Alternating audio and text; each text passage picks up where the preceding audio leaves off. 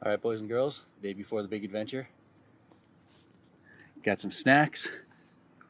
And yeah, it's November 2nd, and tomorrow we're gonna be gold mining.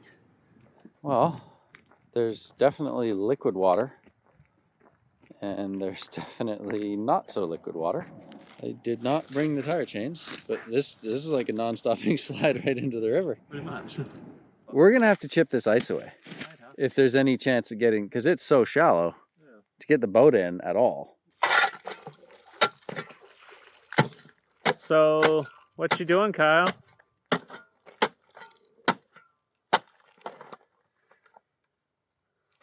It's a good question. What am I doing right now? Apparently, I'm trying to launch my outboard jet boat into the river here in Alberta on November 3rd. And the water's really shallow, so I'm going to have to drive right out here. And I've just got the all-season tires on, no winters. And so I figure might be chipping a little bit of ice here before I can actually get my car back out. So figured I'd just dig some ice so that maybe later I could dig some gold. Welcome to Utmost Outdoors, everybody.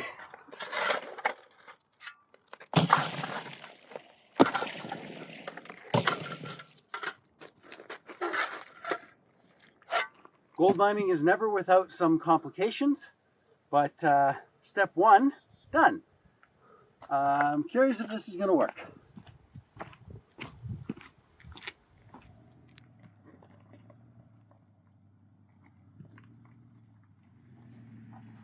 Your back's gonna drop off soon-ish. Right about there. Slow it down. Yeah.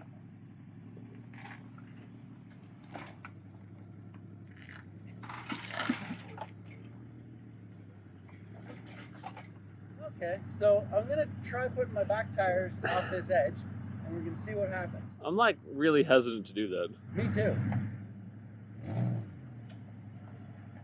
Like, I'm wondering just park there and we'll just shimmy the boat out. And when to get it on? Okay, stop right there, stop. Let's try that.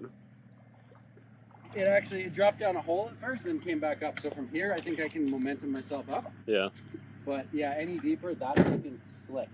Well, oh, yeah. I can launch from here. That's Yeah. fine. Okay. That's good. So, you know what? Under this muck, it's solid. I've definitely It's tried not to get bad. towed out in much worse situations than this. Okay, good. So let's see how she does.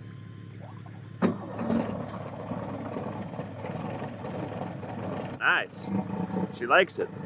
The old girl, she sings. Let her warm up.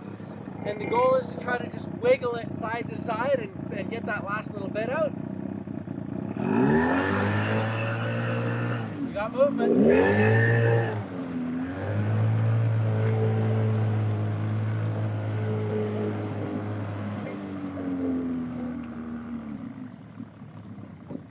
We're going gold mining, boys and girls.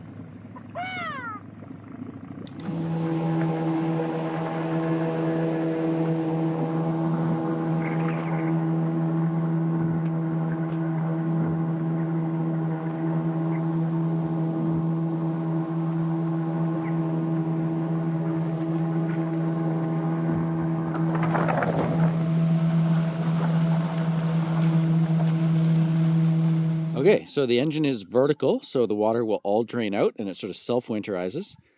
Keys off. This guy right here is my battery disconnect. That is, got a secondary battery in under here. So hopefully we are good to go. This guy is, I don't know if she's gonna be taking too much gravel today, but there is gravel around. And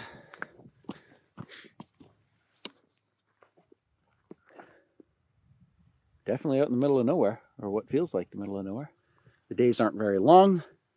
We've probably got about an hour and a half, 2 hours of daylight left. So first things first, we're going to set up the tent, get some gear out, and then we'll have a slightly lighter boat if we're going to do any prospecting tomorrow, because this whole river is just crazy shallow right now. I think it's like half of what it was when it was at low water a month ago. It's crazy.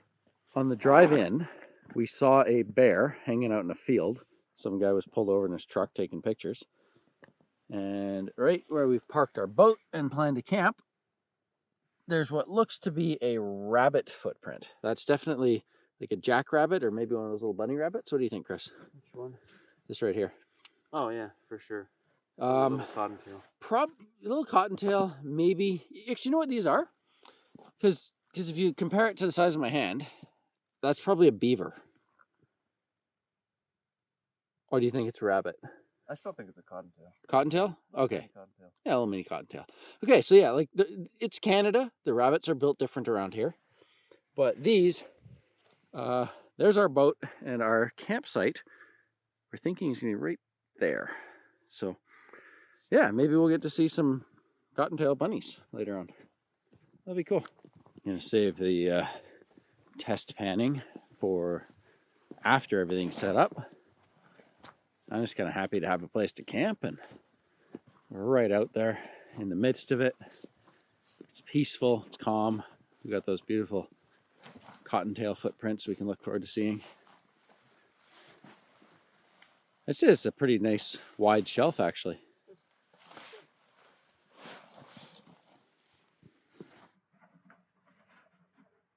Ooh, it's getting close.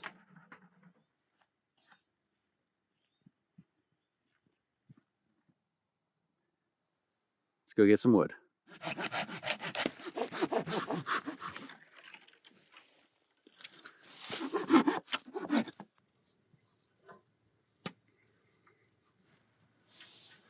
don't think it's actually going to go.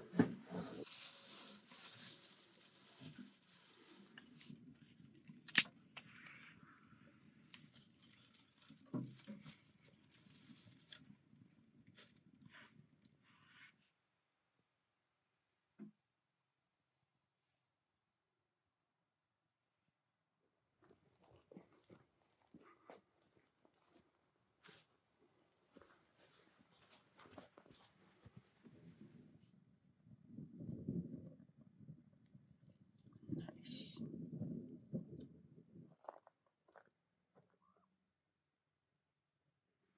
Got a cot set up here, so I'm nice and comfortable. Got a big pile of firewood. Chris's cot's over there. A little treat. It's part of dinner. I know that doesn't look super pretty, but this is a key lime pie. You know, slightly upside down key lime pie that my mom made for dinner last night.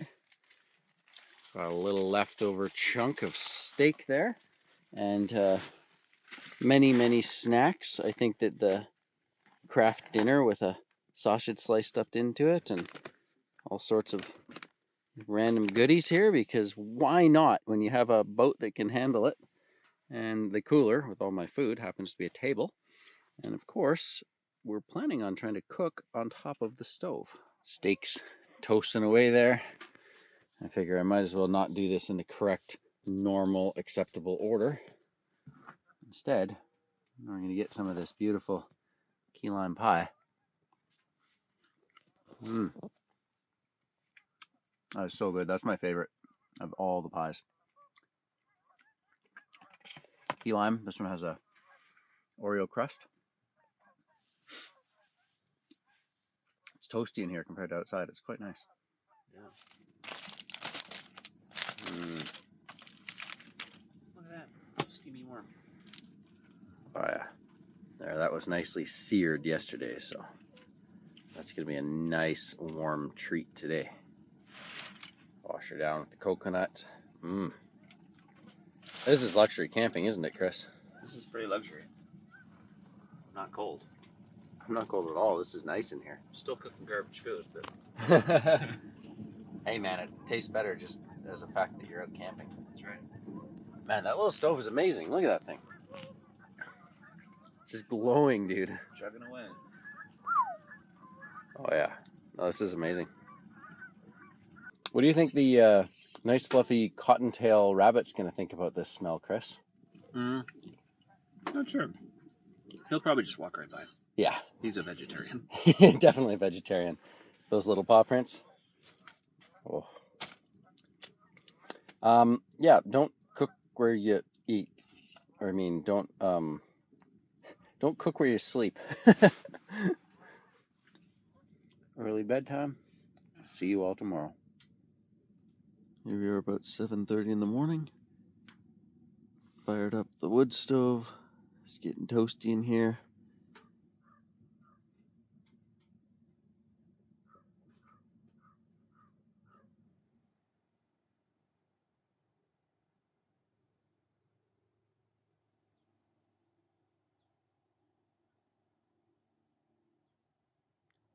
Good morning, everybody.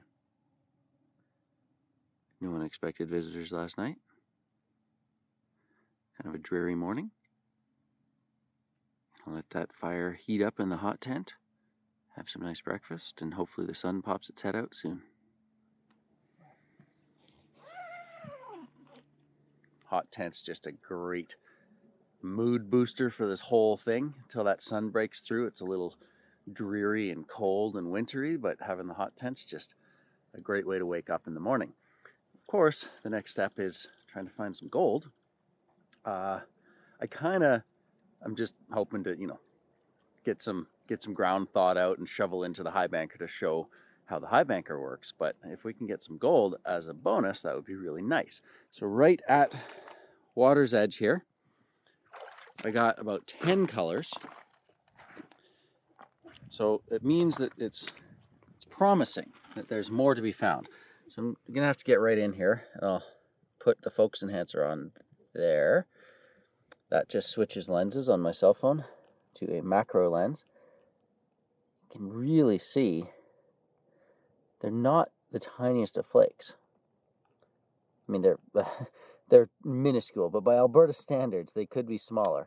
So I'd have to go all over the pen to show you every little speck, but 10 colors. Now I'm hoping for, more than 100 colors, but I'd say that 10 decent colors means that this little point that I'm standing on right here needs to be prospected a little bit, and this general area of the river, because I've noticed that you'll find gold and then you'll travel like 3 kilometers upriver and find nothing, and then another 3 kilometers upriver and find gold again. I think it's sort of where the current channel meets the ancient channel, and this area happens to have some gold. Well, this is the big moment, everybody. Presenting the Utmost Adventurer. In its final form, it weighs 38 pounds. You could easily toss this on a pack frame for a long hike through the woods. I would say that 2 people, both with backpacks, you'd get everything you need to prospect with this in one trip if you had to hike through the woods a long distance. In my case, I've got it like this. Everything's held in really, really well, so you can put it in any orientation you like. And I'm just gonna head this down to where we're gonna see how it handles some gravel. For this type of hike, it's a perfect example. I'm just gonna open this up real quick.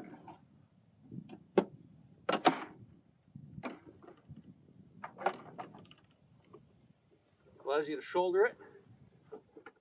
Not half bad. Bit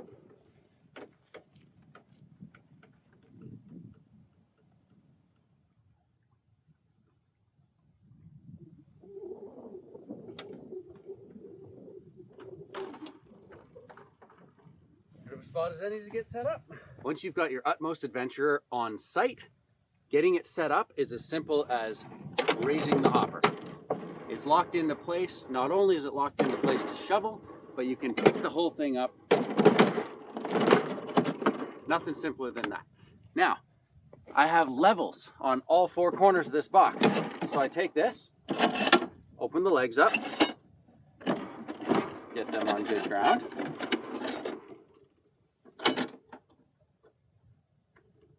Lock a leg. Roughly level at this end. Now I step down to this end. I should be already fairly level left and right.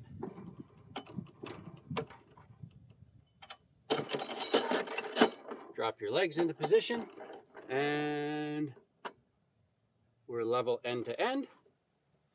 I also have a level right under here, so I can double check that at this end, I am in fact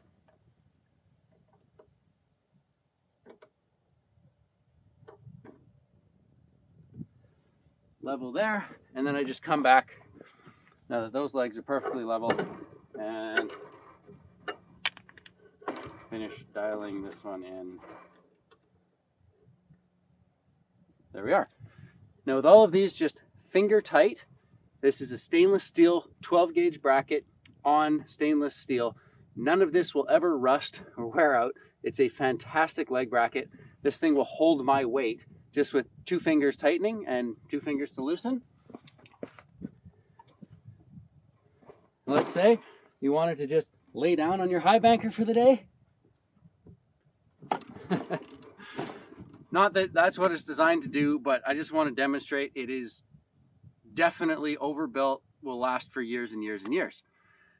Now I will go into the details of how the hopper works, how the screen hopper works, and how the double level sluice works. In a nutshell, this is a 20-inch wide sluice box because of the double level down here. And its main advantage is because it's only 10 inches wide up here, you can put twice the water up here, which helps break up material better. And then you cut that in half down here, which gives you a low and slow flow rate to capture the fine gold better. So it's kind of like the best of both worlds. It's a beach box with a hopper that can really chew through material. I use a short length of this nice flexible hose here. Just means that if your lay flat hose isn't the exact perfect length, it still makes this really, really easy to hook up and set up.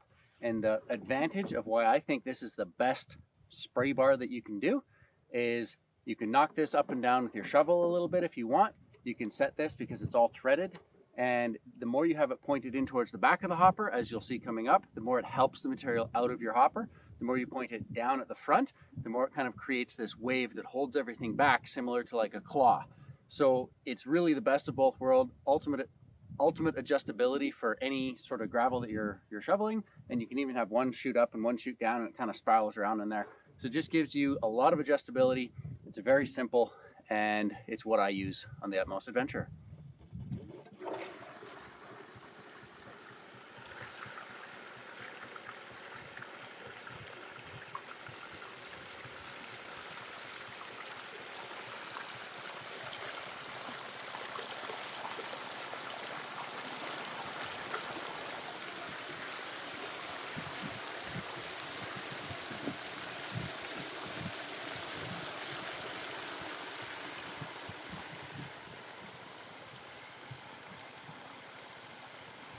Bit of a special moment for us right now because this is the very first shovel to go into the production version of the Utmost Adventurer.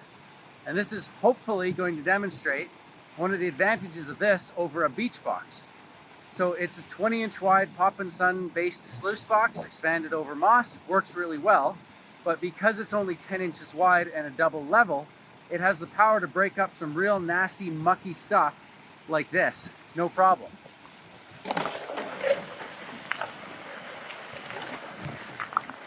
You see how that just stuck to my shovel there? I'm gonna throw a few more shovels in here and we'll see it rock.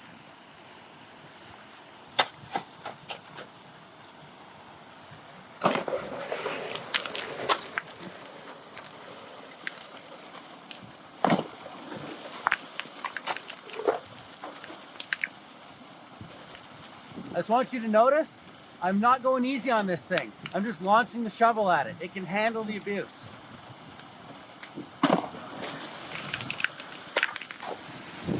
Good mucky stuff.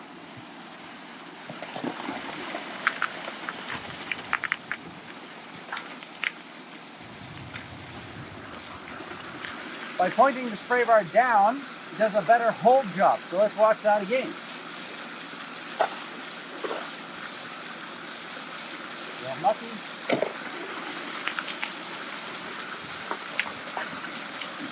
Everything's held and washed.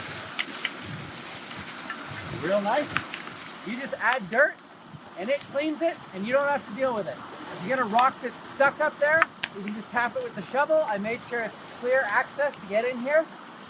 You can clear access to the screen, but you don't need that.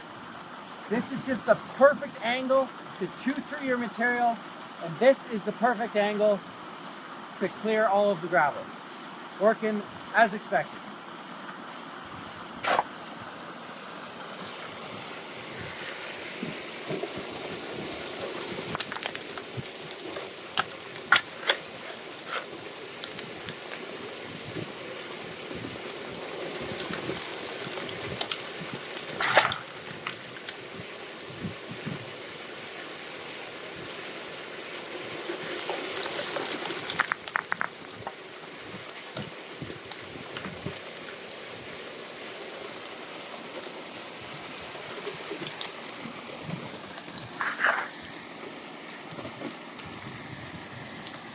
So here I just experimented by putting this one up and that one down, just to swirl it a little bit. Whatever material you're running, you just adjust the spray bar and the angles here are right dialed in.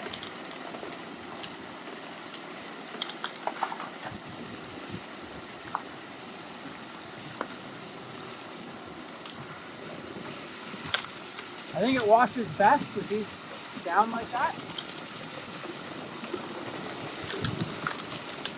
Oh yeah, clean.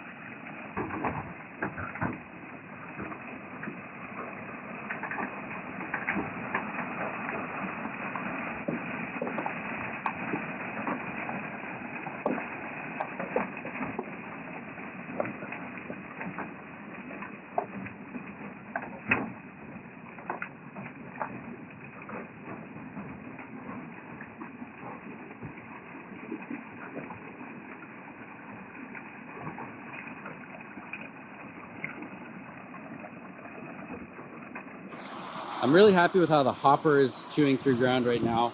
The screen is working great, even with a little bit of organics on it. We aren't seeing water pouring off the bottom.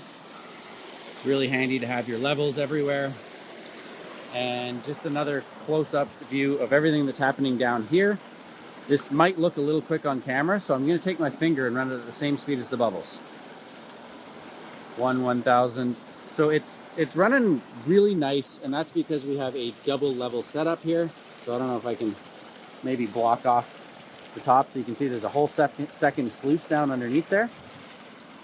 And right now, I'm sure you've noticed in the background, we do have a hot tent back there. We took the jet boat up the river. It is way beyond the end of the season. Most of this ground is frozen. So it's a little optimistic to say we're gonna find a good pay streak and actually be able to show you guys a ton of gold in this video. But I do wanna show you how the Highbanker runs, because I think it's probably one of the best like shovel in fine gold Highbankers in its weight class. 100%, nothing can touch this thing. It's just, I'm really happy with how it's working out. So what I'm going to do is I'm going to pass the camera off to Chris, and I'm going to pull this thing apart so you can see all of the fine details that really sets this thing apart and how easy it is to pull apart when you've got sand in there. Everything's gritty and grimy, but it's still really easy to pull all the mats out for a clean out. So let's show you that.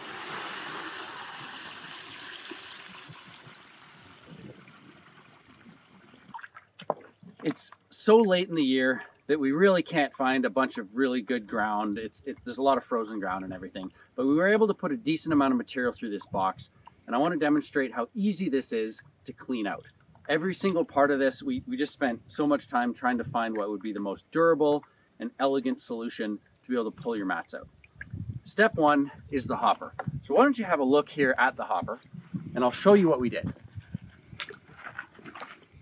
To begin with, this is a stainless steel screen. This stuff is so incredibly hard and durable. I actually used this thin screen as my hopper wear guard once for about 3 years, the same screen. It just will not break. And this was the last part of the entire Highbanker that was not stainless or aluminum. So this is now stainless. I wanted to put that extra level of sort of fit and finish into this box so you can take this out, say for example, to the beach in Nome, salt water. You don't have to worry about this rusting out. And it's incredibly durable. I used to have a little thumb screw that went through here that held this in place. And that's something that you can lose out in the field. The back of this is just held in, it slips in under a piece of aluminum. Whereas these sides here, there's just a little pin. So this is a stainless steel screw plate that's riveted on and a stainless steel wing bolt. Now I just unscrew the wing bolt, and what's cool about this is, just watch, I can't lose this. So as I pull it out, it doesn't go any further, it locks. So that's as far out as this will ever go. On this side, you can see there's a little piece of weld right there. So just that little weld, that prevents this from ever being lost. And this has been running, sure, not for very long, maybe about half an hour, but all the sand and all the muck has gotten in here and it just screws right out. Real simple. Now, take this and you lift it out. It's that simple. Here's your hopper moss. This is backed moss.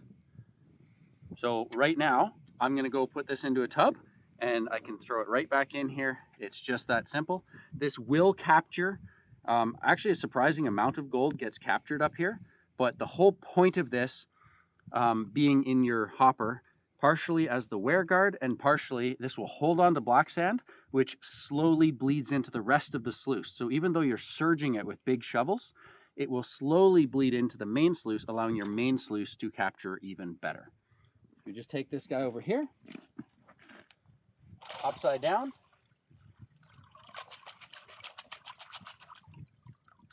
Now at this point, there's still a little bit of material in this. And if you let this dry out and you smack it out the next day, you'll get a few more little rocks.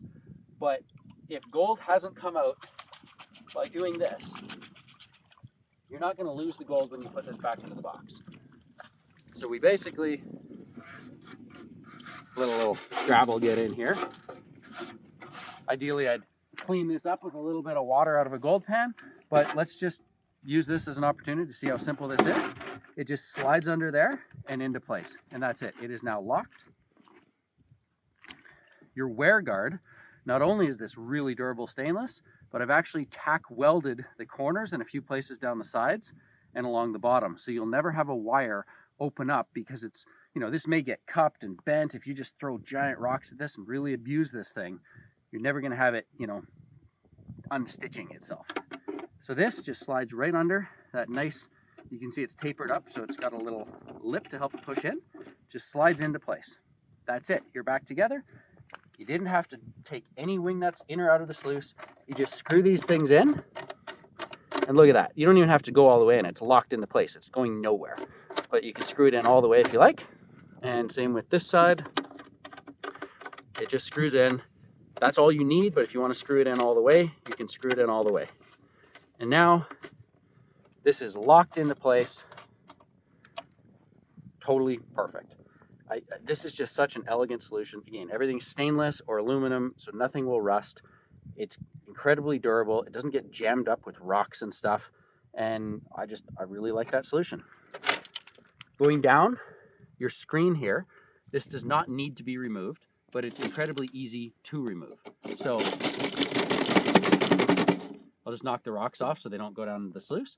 You just slide it out.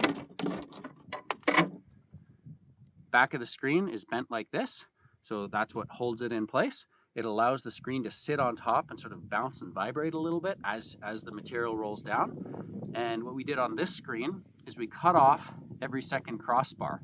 And I found that that helped when you do have a bunch of organic material. You can see how that organic material is able to come through and go down instead of just plug the surface of the screen. And it allows you to dig in worse ground with more grass and stuff without having to brush your screen as often. But that's very easy to just slide in and slide out. Now the screen part of the hopper down here, what I did is I lowered the angle of this so that the angle of the screen is as steep as it needs to be, but this is a shallower angle for better fine gold retention. And it's a bit of a shallower angle, as low as I could go with the dimension so it doesn't bump into the sluice when it's all put away. And all you do is you press this little button under here.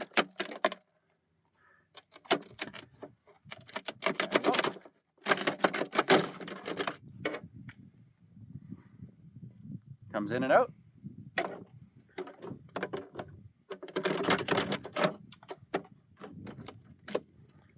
And it's back and ready to go. So we're gonna slide that out. There's a little hole under here you press up. That lets you grab your mat.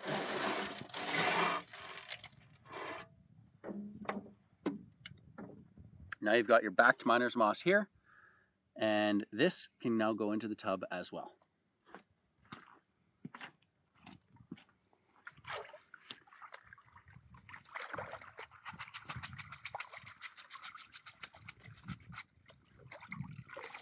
Simple as that.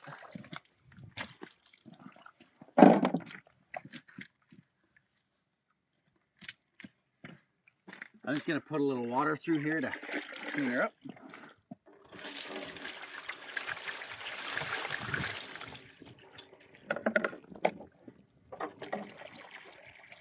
So we just slide this in the back, locks into place. Slide that in the back, locks into place, and you just press the bottom up so that you can pull everything back out when you're done. Now for the rest of the sluice down here.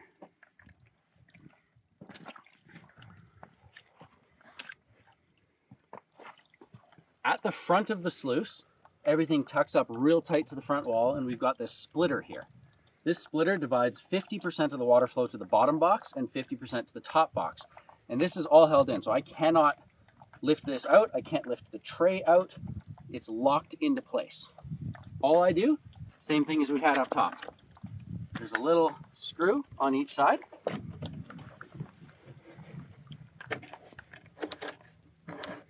I just screw these out. You don't have to screw them out all the way. And I'm just going to demonstrate. If I keep screwing these out, they're loose, it's in the back of your truck. They cannot screw out all the way. Those have the same threads welded over, and they're just locked into place. So these cannot separate from the sluice. At this point, I can separate the tray. You'll notice that tray came out really, really easily.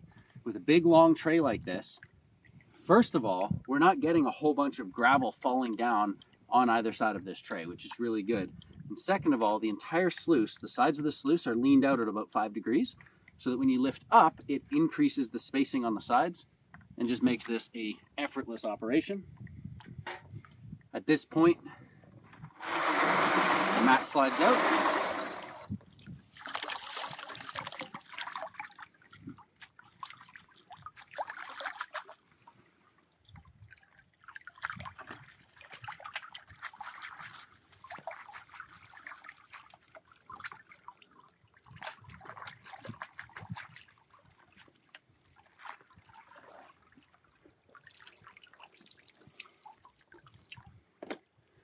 Again, with these mats, if you really, really wanted to let it dry out and smack it out the next day, you get a few little pieces of gravel or something coming out of there. But this is a pretty thin miner's moss. This is only 5/16 of an inch thick.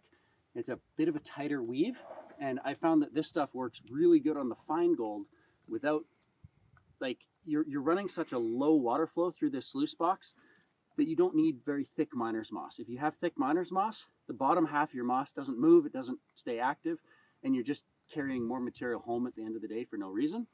This is just like the perfect mix for the fine gold and these low, slow flow rates. The whole tray can be removed just like that. So at this point, I could use my gold pan. Just rinse everything out of here.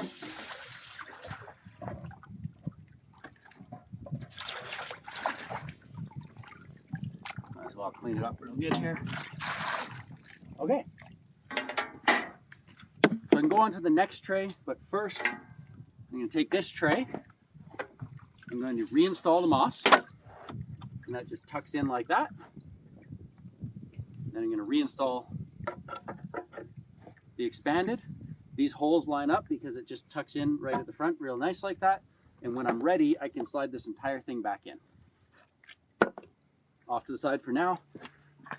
The bottom tray is held in the same way. You've got these two wing bolts. Remember the top wing bolts, they're all the way out. They're locked into the sluice. They cannot be lost. So I just spin these things out. They're nice and big, 5/16 of an inch. They're the same ones I use on these legs. So they're really good, especially if you have gloves on or something when it's this cold, which I probably should have on. Bottom tray. It really comes out easily with the way the sluice is leaned out on the side slightly. I'm glad I did that just so that you don't have that frustrating yanking. You know the way it is if you've used riffle trays before. Here's your mat. Fits in there really nice. 5/16 inch thick. Back to miner's moss. Does a great job on this fine gold.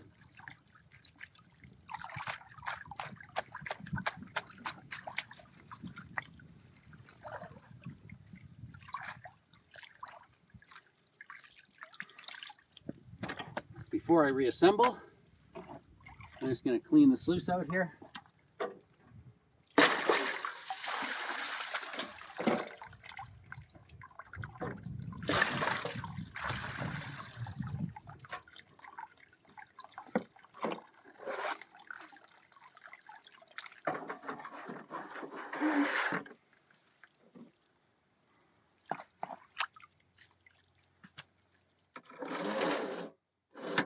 Just slide it up to where it locks in at the front, and then I just screw this in. It finds its way into your tray there.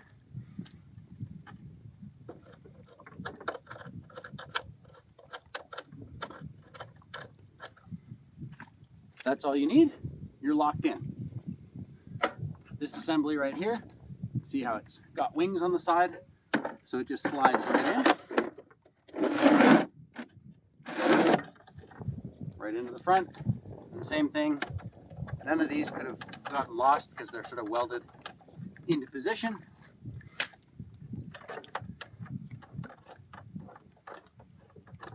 Locked in.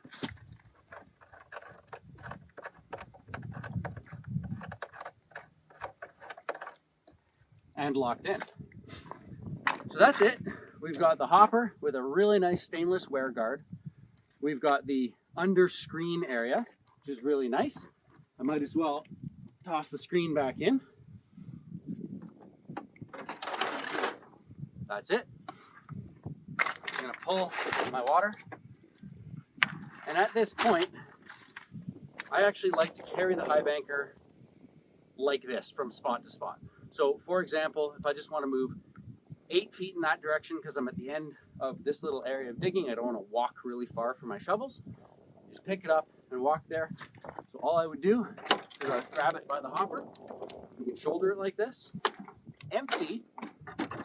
This thing weighs 38 pounds, which is 17.3 kilograms.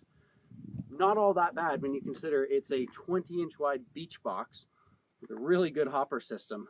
I don't think anything in this weight range or size range can touch this thing when it comes to fine gold. And if you want to fold her down, well, you just set that down. You set that down, no wing nuts, no bolts, no nothing, tool free. You want it back up again, we bring it up, we set it into 1, 2, 3 different settings. It's just, I love the way this all works. It's so late in the year that I don't really suspect that we found a good pay streak. There's just too much frozen ground around here, but we will quickly pan through all of those concentrates just to see if we got lucky. So I did a quick and dirty pan of all those concentrates, and you know, for as few shovels as we did and as bad ground as we did, it is kind of cool to see the gold and the garnets. Let's have a close look in here.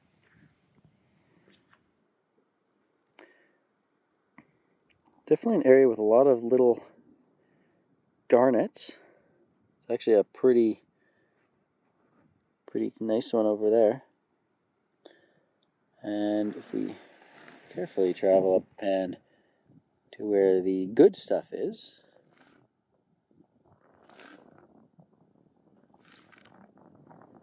I mean, you're not going to win any competitions here for the most gold found in 20 minutes of digging, but there's